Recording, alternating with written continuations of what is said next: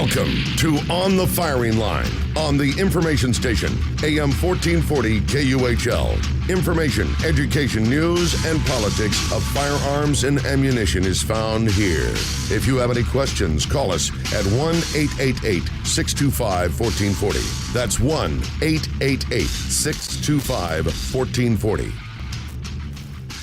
If we had the same auto fatality rate today that we had in 1921, by my calculations, we would have 715,000 Americans dying annually in vehicle accidents. Instead, we've reduced the fatality rate by more than 95%. Not by confiscating guns, but by regulating them and their drivers sensibly. We could have said, cars don't kill people, people kill people. And there would have been an element of truth in that. Many accidents are a result of alcohol consumption, speeding, road rage, and driver distraction. Or we could have said it's pointless because even if you regulate cars, then people will just run each other down with bicycles. And that too would have been purely true. Yet instead, we built a system that protects us from ourselves. This saves hundreds of thousands of lives a year and is a model for what we should do with guns in America. Wow. You are on the firing line with Joe, Matt, and Kanani. Be a part of today's show by calling in at 1-888-625-1440, or if you're in the Santa Maria area, give us a call at 928-1440. Wow, so cars, huh? Cars. And we didn't confiscate any cars. We didn't confiscate any cars. Well, actually, the funny thing is we do tell people what cars they can have in the United States. Yeah, there's not a list of cars. Yeah, there's not like a car approval list. You have to go on and check. Or is there?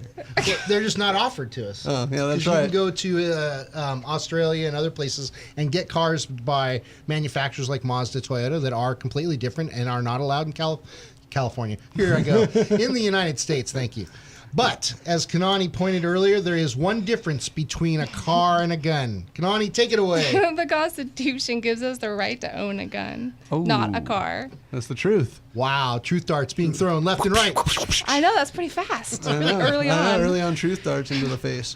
But that is, that's a good point. It's something that people get, I think, caught up in it, and it's pretty simple, just like you just said. It's in the Second Amendment, or it's in the Constitution. Owning cars is not, and owning other things other than your property, your house, even though it does talk about property, it doesn't say anything specifically about cars like it does specifically about arms. Yeah. Why didn't they include horses? Because they knew cars were going to be invented. Oh, well, there we go.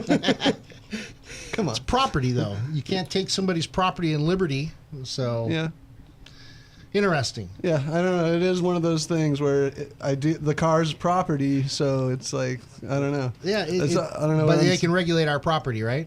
Pay taxes. Well, yeah. Another thing too is in cars we have regulations for the ideal of public safety, right? That's the idea. And so if we were to take that idea and transfer it over to our firearms, which are protected by the Constitution, as Kanani has pointed out, then we would be giving up certain parts of our right to the ideal of public safety, which would lead to us not deserving right. Well, safety or freedom. They already take away so much as it is. But I totally agree with what you just said. If we start conforming to these things, do we deserve, if we're conforming, we're not standing up. If we're lying down, do we deserve these freedoms? If we're not responsible enough to take charge of our own lives and do the right thing, then I guess we deserve to have mommy and daddy forever looking over our shoulder telling us what to do, when to do it, how to do it. Well, it's just like the sheeple. And that's ultimately what it is. And mommy and daddy would not be our parents because they too would be told what to do. It would be the government. Those people who think they're above and know better for us. Sad but true. No. Sounds like Bloomberg's utopia. No way, man. Hey, did you guys see? Not buying it. The commercial or the video that Bloomberg or Oh yeah, every town for gun safety. Yeah, I thought it was a pro-gun ad. Really, I saw the parody to it, which was fantastic. Yeah. Well, what we're talking about is a video where this lady's in her house, she's cooking, she hears somebody banging on her door, right? She goes out to the door, and it's her estranged husband, who ends up breaking into the house as she's on the phone talking to the police. And he's got a gun, and he puts it up to the child's head, and There, Then it kind of fades to black. Then But if- you left out the part where she has a restraining order against him, Very which is true. supposed to prevent all of that.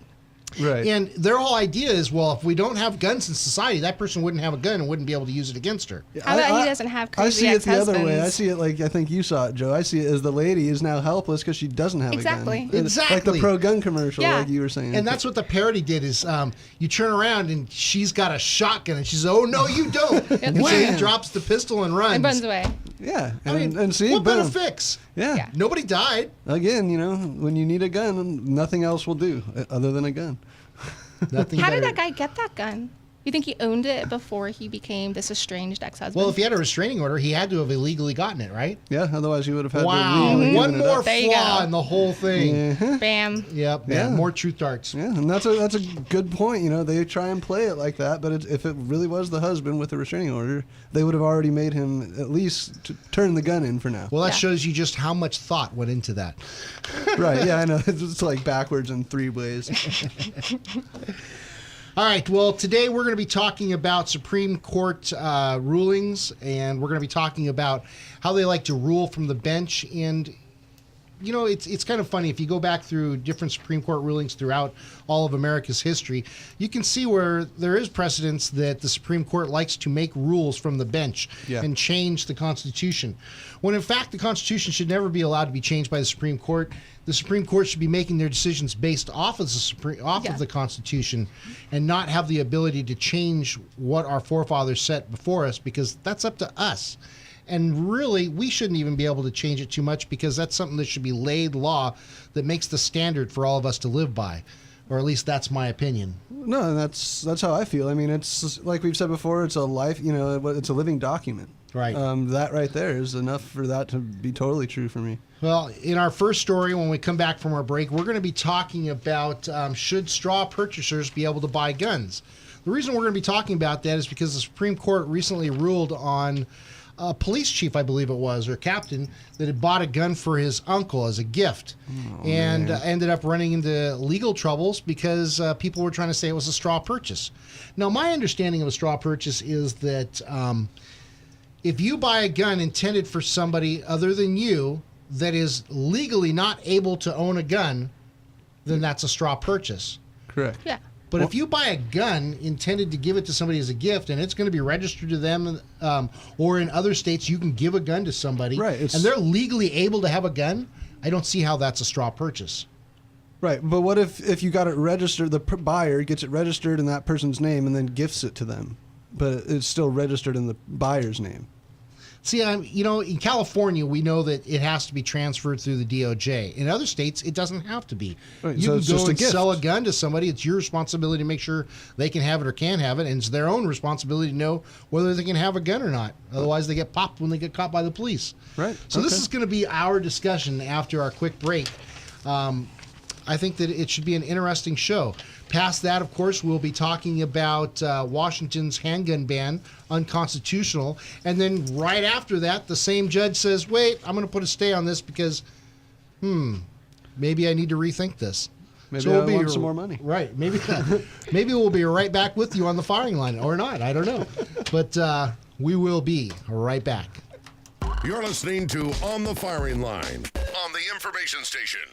This is On the Firing Line with Matt, Jim, and Joe. We'll be right back with you on the firing line. If you have any questions, give us a call at 888-625-1440 or in the Santa Maria area, 928-1440. Don't forget, you can always listen in on am1440.com. Tactical Guns and Gear is the Central Coast leader in tactical rifles, pistols, shotguns, and accessories. Building an AR-15, they have lower receivers, parts kits, trigger groups, and a ton of other AR parts from the most popular companies and stuff. They are also the home of the Women's 101 Firearms and Women's Advanced Pistol classes and have trained thousands of local ladies. The store is located off the 101 freeway in Santa Maria near the North Broadway exit. Look for the big rifle sign on the freeway as well as the giant 5-ton Tactical military truck, and they're now open on Mondays. America! On the Firing Line is happy to have Law Offices of Christopher Coleman as a sponsor. The Law Offices of Christopher Coleman is located in Santa Barbara on 2019B State Street, specializing in personal injury and, more importantly, the Second Amendment and On the Firing Line with Matt and Joe. Give them a call at 805-682-3352. serving the Santa Barbara, Santa Maria, and San Luis Obispo areas for over 25 years. Have you been looking for a new or used motorcycle or all-terrain vehicle? With a staff that has a combined 270 years of experience to inspire and help you make that informed decision. Santa Maria Motorcycles is your one-stop shop, and their mission is to provide you with that ultimate experience. They also have rentals, so you can take that ride you have been dreaming of up the coast.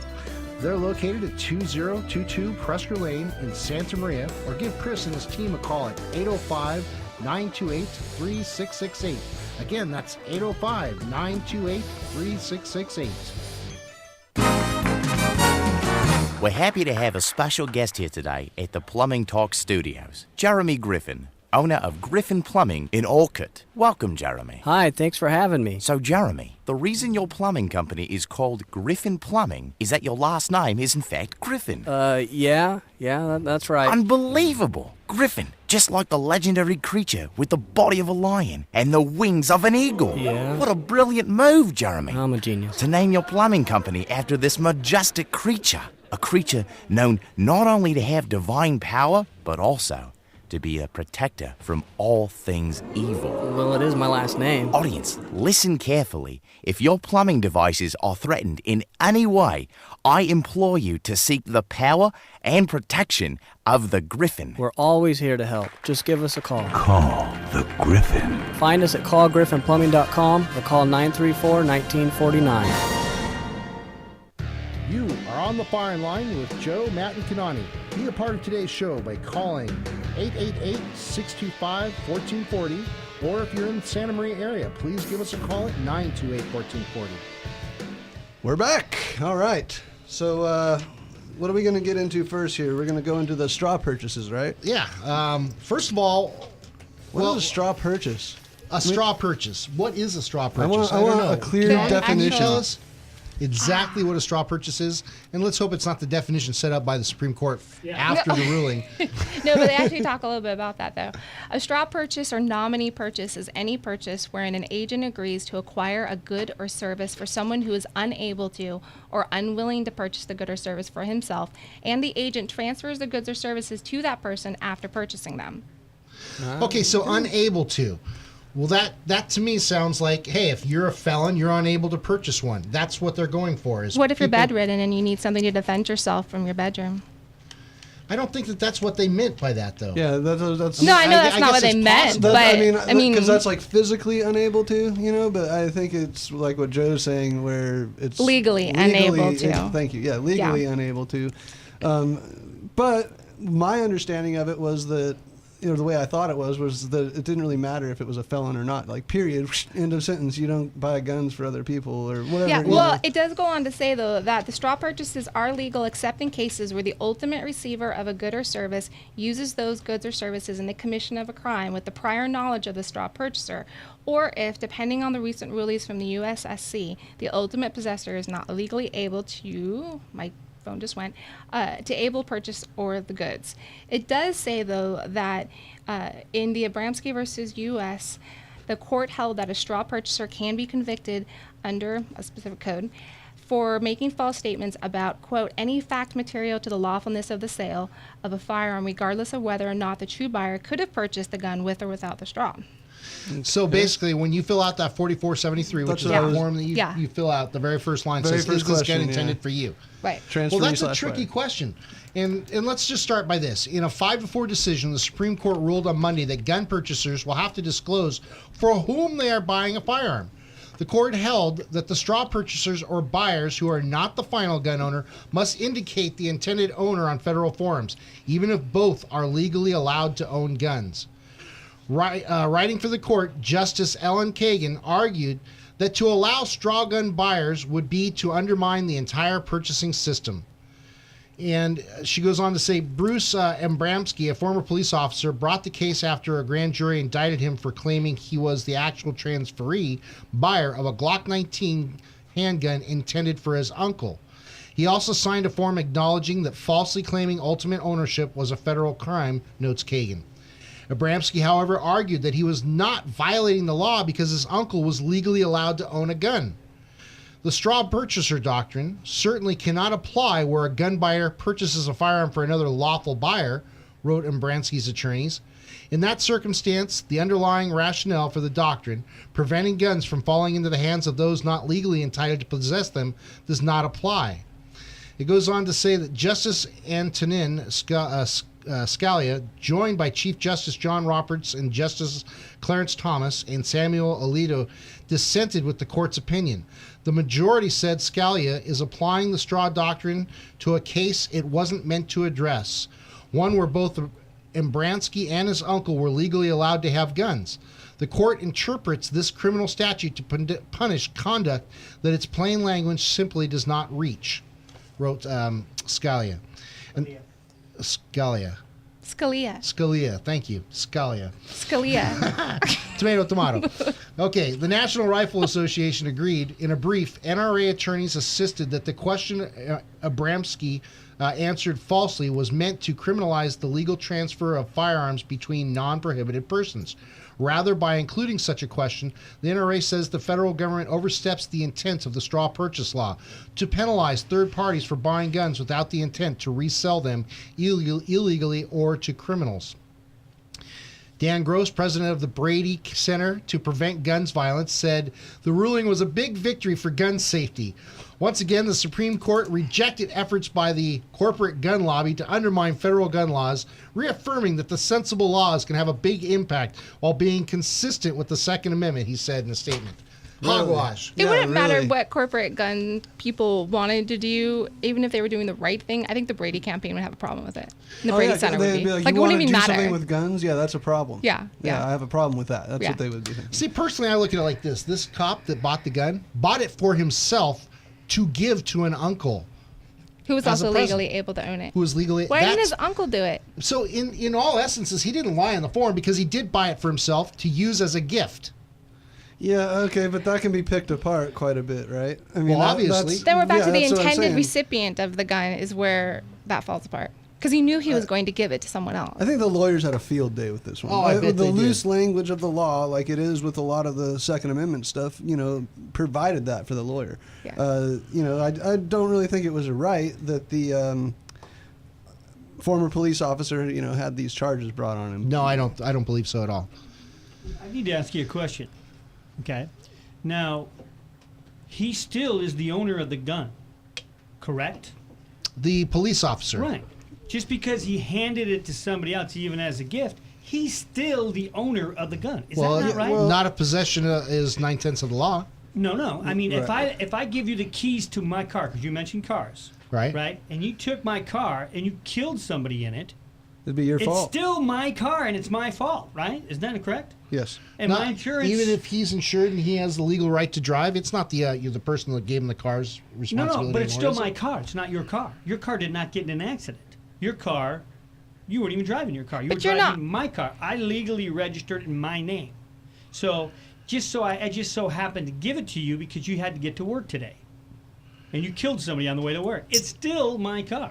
Okay, if it's your car, I guess registered-wise, it's your car because you haven't signed it over to him. Even if I gave it to you. But you're not responsible. Yes. Yes, I am. See, when you're the registered owner of the car, now you're responsible for what your action is. But they can also sue the responsible person who owns the car. Well, okay, but the problem with that is anybody can sue anybody. So that's kind of like an open statement. But no, I'm just saying, though, right? I mean, I still own the car. It's registered in my name. Even though I let you and you drive it for 2 years. But if it's legally insured and you have a legal driver, right? You haven't done anything wrong. That's so what I'm saying about this purchase. He still owned the gun. It's still his. He said, well, my uncle wanted to go use it. Okay, I gave it to my uncle, and he used it. So maybe instead of the word give, you should have used the word lend. Lend. And then none of this would have happened. Vocabulary. Except for one I'm thing. lending this gun to you for as long as you need it. You're thinking California style, though, dude. No, I'm thinking reality. No, because if you go to other states, you can give a gun to somebody. Oh, I'm sorry. I did not know that. Without doing paperwork. Right. So does that mean it's still yours?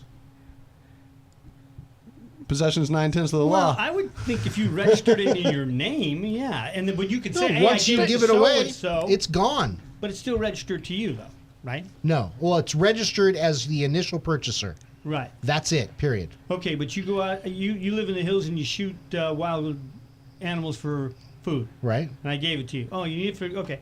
You can use my gun for as long as you need to. You never registered anything. That's lending it. Right. That's what That's I'm saying. different. That's different than like going to a yard sale and buying a gun Exactly. in a That's what I'm different saying. state. Why didn't this guy say, hey, I gave it to my uncle because he needed to use it? Well, he could have lied. He didn't. Well, I gave it to him, but he No, decided, giving and lending are two different things. But I'm saying that. Oh yeah, you're right. You're right.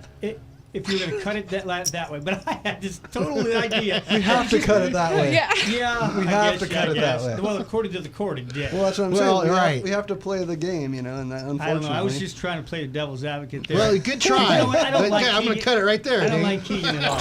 I don't like her. I don't like the way she looks. I have a real problem with her law. Who? And Keegan. Oh. Read some of her stuff. She's Oh, like, God, yeah. And so, Well, you and know, Kennedy went for this. What's the deal with Kennedy? What's this is wrong the with him? problem with our Supreme Court. They're willing to rule off of advice that they get from other people. They're willing to rule off of what they feel instead of taking a look at the Constitution, doing their own research, and making an unbiased decision. They make it very Amen. subjective. Yeah. That's not So the way what it's they're supposed saying, to work. though, what they're saying is this cop intended to just give the gun away, okay? Yes. And so he should have had his uncle give him a gift card for tactical gun and gear, or tactical, right? Here's your gift card. Yeah, go down and register your gun to yourself. Go down and buy your own and everything else. Well, that would ruin the surprise. No, he still would have had the gift card. That's what they're saying, right? That's what they're saying. Right. Well, there's basically, if they would have done what you said, they take the gift card, it would have been good to go in my eyes, or at least in their eyes here of the courts, Right, because then right. he would have picked out the gun. Even if it was the same gun, he would have been registered in his name. It wouldn't. The straw purchase never would have See how happened. foolish this is? Couldn't you have just taken his uncle down Vicarious there and fill out the liability? paperwork? Vicarious liability. That's what you were kind of saying, right? In a way, yeah. In a way, yeah. In a I way. still, I don't like it. But I see it. But and like I said before, anybody can sue anybody. Yeah. Which is So it doesn't matter what we do.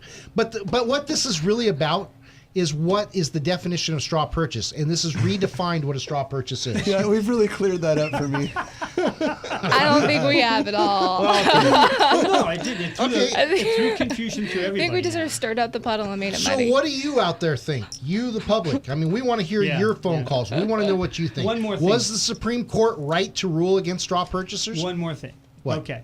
You buy a gun for your son Yes. for Christmas. Interfamiliar, that's different. What do you mean? But No, it's going to be a straw purchase. If I Right. intended That's it what they're originally, saying now. right? It's going to be a straw purchase if I intended originally to give that to my son. Right. Unless, so I would have to bought the gun. And just think about 'cause they're this: still family. Sooner or later, they're going to so is say, the uncle. Yeah, the uncles Yeah, but versus it's- the son. Why does has- it matter? now that Would they've the uncle written live this, in dude, this can go in many different Yeah, ways. I see it. I give the gun 5 years later. Well, you bought that gun and you gave it to somebody else. That's a straw purchase. But wait a minute. Yeah, How but about that's if a you good point. inherited it? It's going to get misconstrued later on. You got, Guaranteed how about it if you will. got it? How about if you put it in your will and you inherit, and then you can't even do that now? Well, I Well- think that's a different story.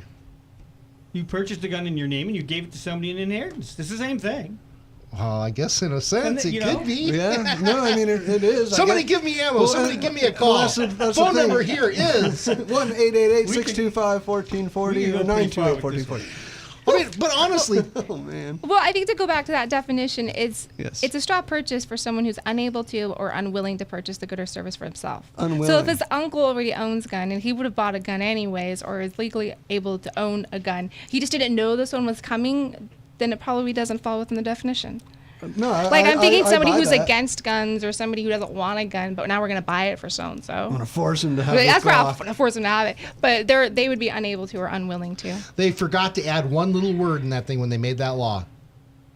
Legally cannot. Legally. That's If too they much. had done that, there would have been no problem here. Yeah. Yeah, I mean, it really would have. It would have at least scraped away the confusion I'm having. 'Cause Yeah. that's where I'm. They probably knew exactly what they were doing. Because they leave it. We'll get this to change later on. Yeah. The river will fork, and pretty soon it'll follow the other path. But you never know yeah. where that path is going to go once you've made that law and rule, unless you've said where it's going to happen. Yeah, but you're talking about government. And it's always Yeah. open Yeah. to interpretation Yeah. with these laws. You know, Yeah. that's one of the things that it's no good about a lot of the stuff they come up with for guns is it's open to interpretation. That's the whole point of today's show. Every person who comes up has a different interpretation. How Yeah. are you supposed And to? I just, you know, I mean, how are you really supposed to find the exact true line of what is legal if everything's open to interpretation? And here's another thing: is when they make laws nowadays, they make them for right now. Right. They don't make They don't it look to ahead. succeed and last down the lineage of people Right. and Well, mankind. just look at the Whereas straw our purchase law. Constitution was written that way. It was written with thought to Timeless. last forever and to our great grandkids and further. Yeah. So it's. Oh, with my that. God! Speaking This is of the grandkids, hold on. descent. I got to do something. I'm Yeah. in trouble. Don't do it. All right. My Happy birthday granddaughter's to listening you. for the first time. Yay! And she said, give me a shout out. So Tatiana, I'm going to give you a shout out, dear, and your daughter, your sister, Misha, and Melania, and your mom, Tawny. So, sorry it took Yay. so long. I was going to do it right away. Yay! Welcome to show. Another Usually shout I out like- from all of us. usually I like to sit here and just watch you guys go, "Bing," but I had that thought in my mind to say, wait a minute. Well, by the way, for more shout outs here, it was somebody's birthday just recently. I don't know about that. Was it Matt's? I don't Yeah. know. Uh-oh, Matt. Sorry. That's the rumor. Matt's 21? No, yeah, he's he can legal. drink now, but he chooses not to. Exactly.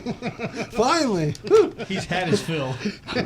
Hey, watch it. All right, but you know, it's interesting, this whole idea, and it's great for discussion. I'm sure it's got people thinking out there. And again, just to kind of show how the Supreme Court's rule, we do see that they do rule by precedents set before. And here we have the Washington handgun ban found unconstitutional by a judge. This is something else that we should be talking about too. While it's a little bit outside of what exactly we were talking about, it fits into it because think outside this. Now we have another Supreme Court ruling where they're ruling off of the Constitution based off of what it means and what it meant from the past. And they're doing this because of two past rulings. Number one, the Heller case. Yep. And number two, oh God, now I'm having a brain freeze of what it was. Well, we can get into it with this article. Judge says Washington, D.C.'s ban on handgun in public carrying is unconstitutional. A federal judge struck down the nation's last complete prohibition on carrying guns outside the home, declaring this District of Columbia's strict handgun ban unconstitutional. The ruling by a judge in New York, announced late Saturday, is the latest blow in decades long gun law in national. Well, God, let's start with this over again. The ruling by a judge in New York, announced late Saturday, is the latest blow to the decades-long gun law in a nation's capital, which is plagued by violent crime. In a landmark decision in 2008, the Supreme Court struck down the district's handgun ban, establishing for the first time a personal right to own a weapon under the Second Amendment. Now, go ahead. I was just going to say, I mean, they said establishing for the first time. Is that really the first time it's been established, the Very personal good right point. to own a weapon? Then wasn't that established 200 years ago? But is that true for DC though? I mean, It's that's true been a for long America. time. That's what I'm talking about. I don't really care about D.C. or California. I'm talking about the Constitution and the personal right to bear arms. Okay, Washington, D.C. is not a state, right? Yeah, It's a district. it's a district. It's a district. It's a small districts area. get the same ability to make laws like a state does? Yes. Do they really? They don't have a state No. constitution, though. The district doesn't have a constitution. But So aren't they they're- also The not district represented doesn't have a in constitution. They're okay, but the House and the Senate? the Senate are what rule and make laws for them, right? No, they have their own supervisors and they have their own councilmen and stuff like that. It's like the Vatican. No, it's a district like you guys are saying. It's just like a count. Well, it's a little less than a county. It's a little less than a county, but yeah, they can make their own laws inside. Okay, so they can make their own laws inside. Inside Okay. the city, yeah, right. Inside the District of Columbia, right. Okay.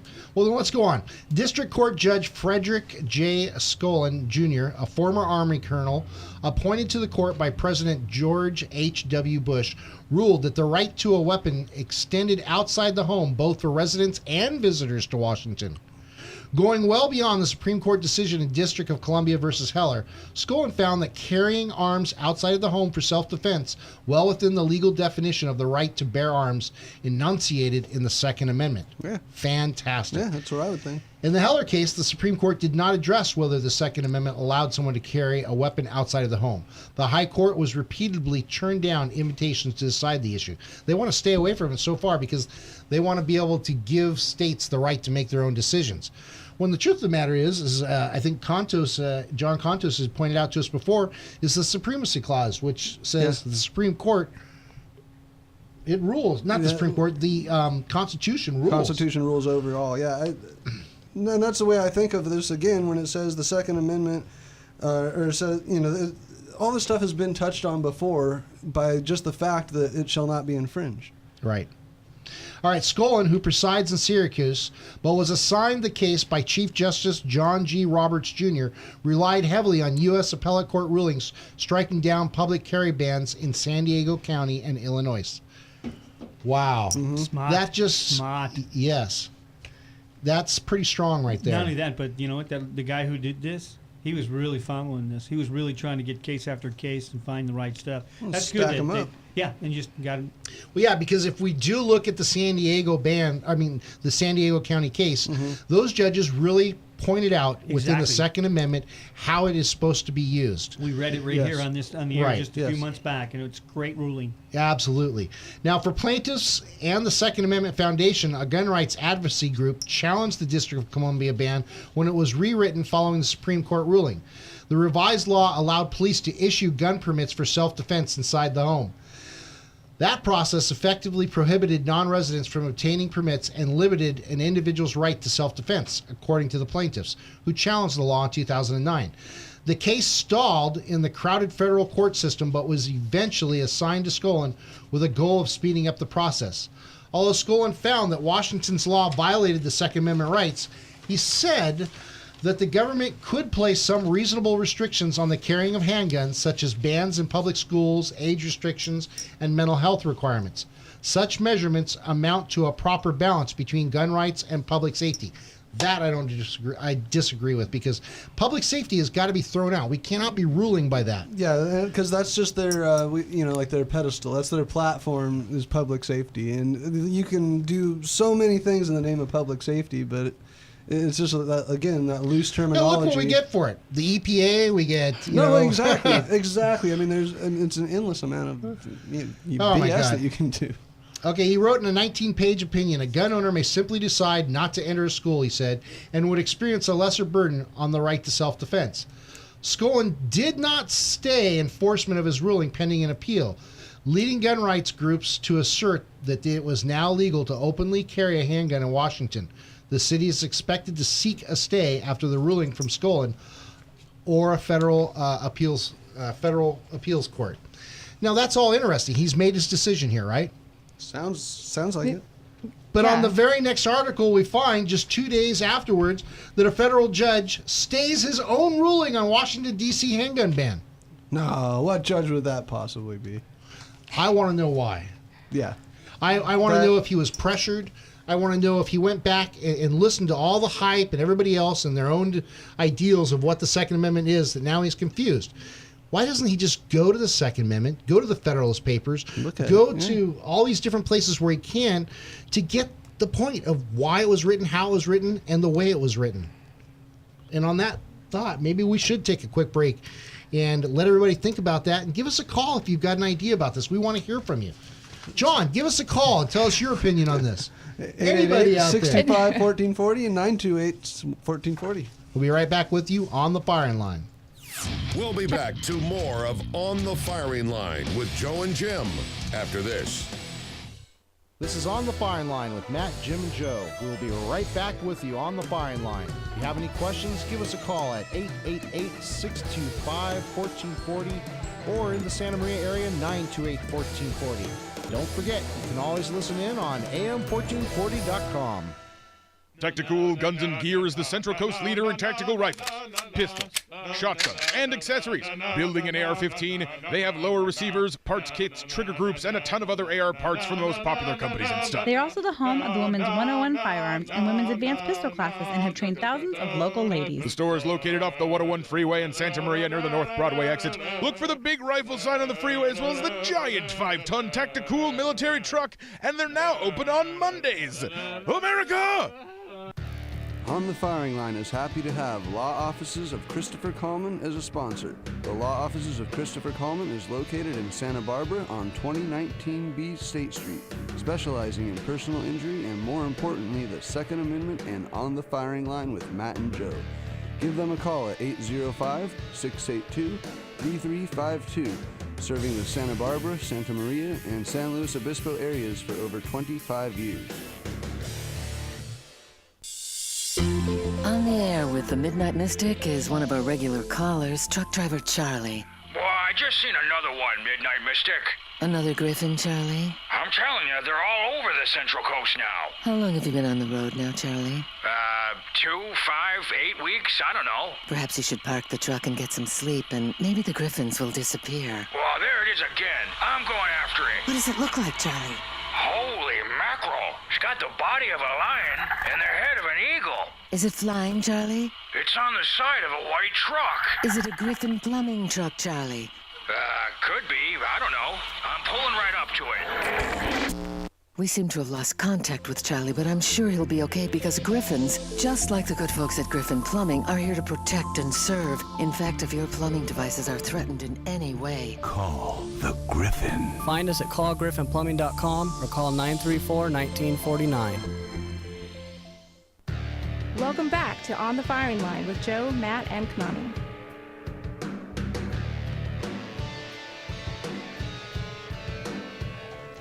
That's right. We are back on the Firing Line.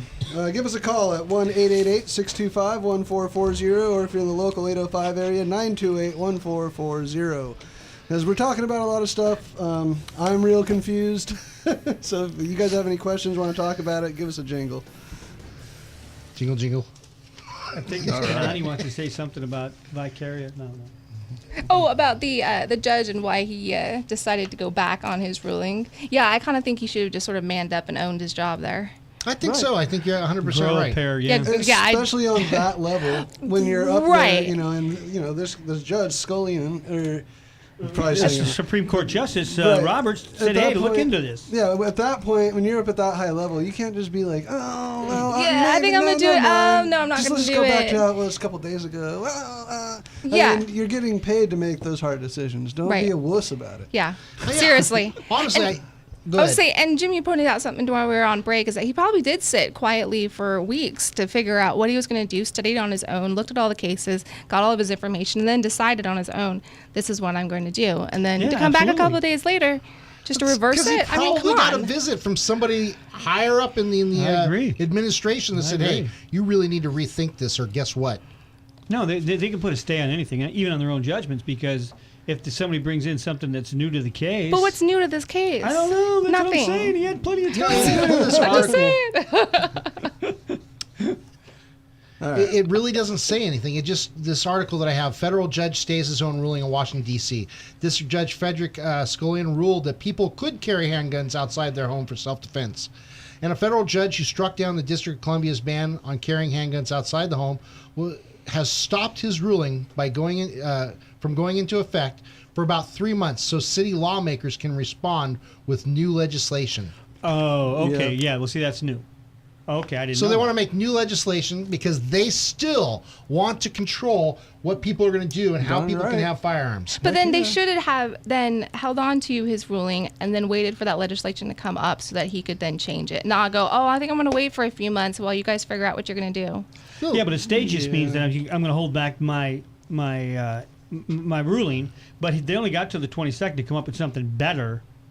But then that's it. Then there's nothing he can turn. He doesn't need to do anything. No, he doesn't. No, he didn't need to stay as whole because they can still come up with legislation and put parameters, as it was so pointed out to us, that states can put limitations on how they do things and what they do. Well, have you seen the people in the District of Columbia that rule that place? Come on now, these guys, they're like, oh, we made a mistake. And we wonder why the crime rate is so high there, in places like places like Chicago as well, and other things. And that's a good point. And that's back onto the track. I mean, and we do see it all over those big cities that are kind of quote ruled by the left. But if it's like, where do you really think that the problem is with the actual firearm? I mean, I know we're coming full Well, circle we're wondering again, but- why the stay. He put a stay on his own legal binding judgment. So that would be the only reason why they could. They probably went to him with, oh, please give us, 2 months. We'll put together something. So he said, okay, I'll give you a couple of more months on this, which they probably should have put in a brief or put in something before that, but they didn't. That's what I'm saying. If you ever meet these people, some people from these big cities, they're obstinate. They don't think. No, they don't. No, they think a little bit. They just have a different way of thinking. And I'll tell you, even in the Heller case, you know what they told the guy when they lost? You're still not getting your gun rights. We don't care. Right, we know, yeah. And then they turn around and adopted laws from like what California has and other places, and this is what they get. They do think. Don't trust me. They think one a little way, bit. yeah. They Yeah, I think a agree with different you. way, exactly. And thank God we don't agree with it. It just angers the heck out of me. But here we go. It's all out there. But it may go down the right way. This is probably just something that they're just going to get a couple of months to work out, and that's probably about it. I think the judge really already has his mindset saying, hey, look, unless you really come up with blinding law, then, Well, you know what? The truth of the matter is they only have a couple options left based off of the Ninth Circuit here on our side. None, according to the Ninth Circuit. Well, no, they do, because they can ban open carry or they can ban concealed carry. Can't do both. You can't do both. Well, this is So- anything outside the house. Anything. Right now, if he leaves it open, it is open for conceal and for open carry. Right. So what? Oh, I see what you're saying. So Now they he's can either choose made a between one of stay them. so Yeah. that they can choose which way they want to do it. Oh, that's because if he correct, doesn't yeah. make a stay, then they're going to be doing it both ways. Right. So they want to create legislation to create a system to where they can control how you do it and what you're doing. That makes sense, though. I could see that then. It makes no sense at all if you believe in the Second Amendment. Well, no, I'm not saying that. I mean, it makes sense. Now we know why the stay could have been possibly put in effect. Thank you very much. I'm sorry. But no, it makes sense to me now that why would he put a stay in this? It sounds like political to me, but now I understand. Right. But you can be guaranteed some guys came down from the hill and said, "Hey, Oh yeah. Absolutely. Nudge, That's nudge. what happened. Yeah. Absolutely. that leads us on to the rest of the show. Changing the constitutional landscape for firearms, the U.S. Supreme Court's recent Second Amendment decisions. This is a long one. I've highlighted a whole bunch of stuff in here, and we're not going to get through it all. But there's a lot of good things in here to listen to because it gives you ideas of how the Supreme Court are coming up with their decisions, what decisions they're making, and why they're doing some of these things. Having gone almost 70 years without deciding a case directly addressing the U.S. Constitution's Second Amendment right to keep and bear arms, beginning in 2008, the U.S. Supreme Court decided 2 such cases with important implications for the public's health. I hate that, dude. I hate seeing that every time it pops up. Totally. Yes, hate is a strong word, but I hate it. Well, it's ridiculous. It's stupid. It's not a health issue. No. That's exactly right. I mean, it is, and that's just, again, it's their platform, a phony platform to stand on and just, blow the whistle. Just a BS to make a bigger deal out of it than it needs to be. Totally. Well, first, in the District of Columbia versus Heller, we have the Supreme Court concluded that the first time the Constitution grants individuals a personal right to possess handguns in their home for protection. For the first time? Yeah, exactly. That's exactly what I was just thinking. First time, really. In its decision, the court struck down a 1976 District of Columbia law that outlawed most handgun ownership. How did that ever happen? But the Heller decision left several important questions unanswered, particularly when the Second Amendment affects state or local firearms laws or only limits the power of the federal government, which is in McDonald versus the City of Chicago. The Supreme Court determined that the Second Amendment does indeed apply to laws enacted by state and local governments. Nevertheless, the McDonald decision also leaves critical issues undecided, issues that the lower courts must now address and that may affect the risk of firearm violence for millions of Americans. Looks like we have a caller on the line. Dan, welcome to On the Firing Line. Hey, how you guys doing? Great show. All right. What's hey, happening? I've got one here on this straw purchase stuff. Yeah. What happens if is this guy doing a straw purchase? If you get one of these automatics that hold that can hold it can hold 30. It can hold 30 clips. The automatics, it can hold 30 clips and dispense them really quick, and you buy it from a guy named Casper. Is Casper going to be liable?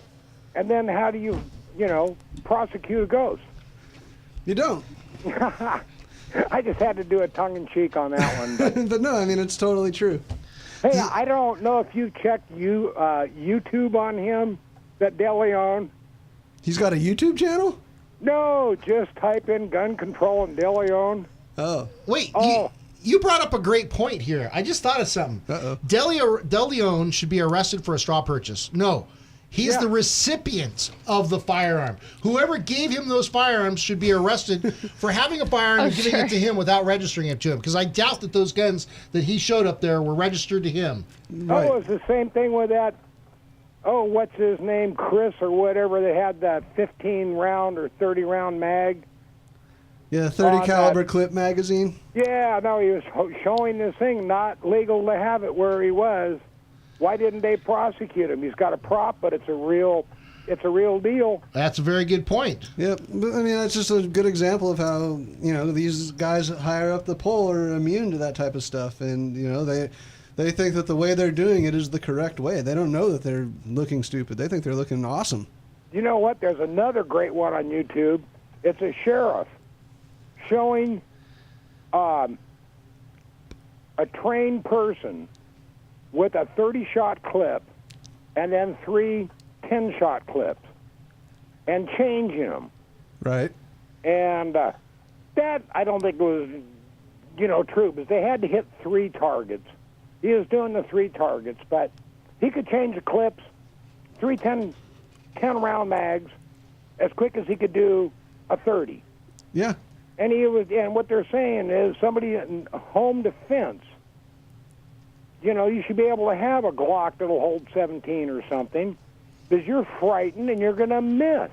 You got a few people coming in, and Oh yeah, I mean we've talked about it before. The handguns are made to have this certain amount of ammunition, and we don't get the ammunition here. We should absolutely be able to have the 17 round or 100 rounds if we want. I mean, the magical number shouldn't exist. There is no magic. It shouldn't be like 7, like I guess it's New York or where Bloomberg he wants 7 or whether it's whatever. 7, 10, or 100, there should be no number. If you want to put 1,000 rounds in your gun, you should be able to. Whatever you want to do, that's what you should be able to do.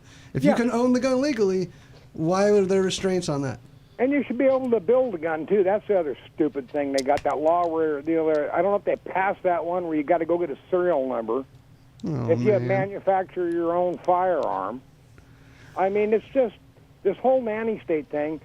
And you know what? It doesn't do a darn thing. It's like you look at Chicago. Look at all these places that have that, worst gun control laws. And guess where all the violence is? Oh, I know. That's just like we're saying. People who have the guns are the perps. Yep, and that's the criminals again. That the laws attack the law-abiding citizens. But thanks for calling in, Dan. It was good to hear from you today, and thanks for listening. Hopefully we'll talk to you soon. All right, have a good one. All right, take care, bud. Bye. So, people have, I think people feel pretty common on this. There's a common ground between people that are pro for the issue. Obviously, there's a common ground against it as well. So that's the unfortunate part. Hey, Contos sent over a text, John Contos, that says, because remember we were talking about the city, why they needed a stay for legislation, and the judge who had said that. He says that the stay was to allow the city an opportunity to the proper regulation of his ruling. They had asked for a 180-day stay, and the judge told them, okay, I'll give you the 90 days. I'll give you 90 days instead of 180. That's what I told you. That's what they're doing. Yeah, so that's basically it. They were just making the change, just kind of like what we were all saying. Just pushing for time, yeah. Yep. All right. Wow. Yeah, there's a lot of stuff here that's kind of like twisting my brain. Seriously. And I'm almost thinking too that this thing that I have for the Constitution, or why the Supreme Court's, this is something we should do next week on the show, because it actually brings up a lot of stuff. It talks more about these cases. I mean, it'll get into the Second Amendment cases immediately after Heller. and McDonald versus the City of Chicago. It'll get into the idea of the implications and also for policymakers. And also, it'll talk a little bit about the researchers who do the research for these judges, because they're not going out doing their own reading. Yeah. And it's pretty obvious to people that are in the know, even a little bit, that most of the stuff that they report to these judges is so unfounded and just absolutely just not true. Well, I wonder if those people are even letting their own subjectivity come into what they aren't telling the judge. Well, I mean, they're just filtering everything in the direction they want. They don't want to do that job forever. Eventually, they want to sit in that chair too. So let me give you a good example. President Obama used to sit as the president of Joyce Foundation. Okay, during that time period, Joyce Foundation fed the judges who ruled on Heller and the Heller case, and fed them information through magazines that they read, information that was opposite of what the Second Amendment really meant. And they tried to dictate the meaning. You can go back and find this stuff. I've even done shows about it on here from articles that I've found. It's amazing how we almost lost that case. Yeah.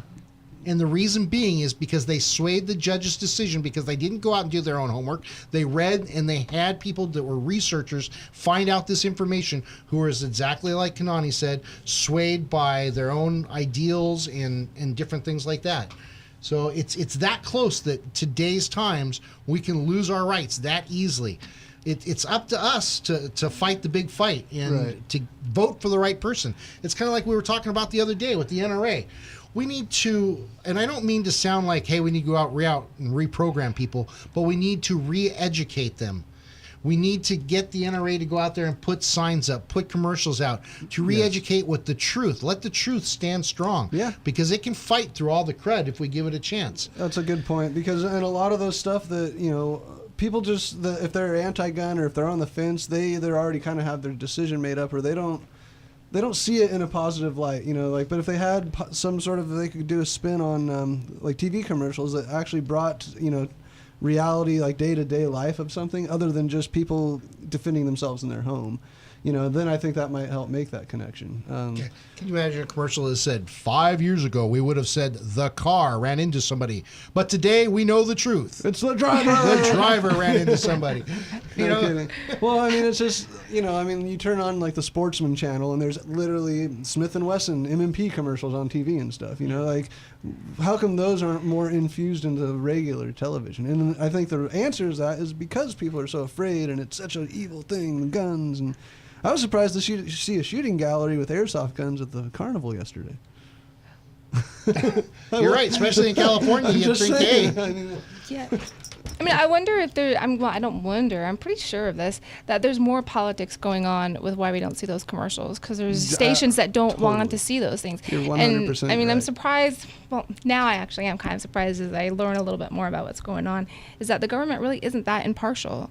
There's always some sort of hidden agenda or some sort of underlying belief system, and to get as far as these people get, they are already conforming to the mainstream or whatever political powers. And yeah, I totally agree. Yeah. That it's almost that they're so into it, like they're almost clouded. Their view on something new is clouded because they're so set in these certain ways. Yeah. Yep. And that's unfortunate, because that's how positive change usually too. Right. It comes along from people not having their head up the what. You have to be out there and take in this stuff for yourself. And when you have to report some information to somebody, don't read something that somebody else already read. Head up where? Sand. Sand. Oh. Pound I sand. thought he was talking about his patootie. I was talking about pounding sand. Well, to each their own. Ostrich style, huh? It's my first. Well, I think you make a really good point, and we always say this, is that you just need to go out and do your own research. You need to figure out what you believe and what's going on out there so that you can know both sides of the case, and like what you said, Joe, vote for the people who are going to make those changes of what you believe in happen. Yeah. That's right. You don't have to be a genius to go out and just do a little bit of retention reading. You don't have to remember it all. All you have to do is remember enough to kind of get you through so that you can be that much more ahead of the person next to you to make those informed decisions, Yeah. Throwing darts is fun, but throwing truth darts is responsible. Amen. That's a new bumper sticker. Wow. All right. Well, thank you guys for listening on the firing line. We will catch you next weekend. Same bat time, same bat place.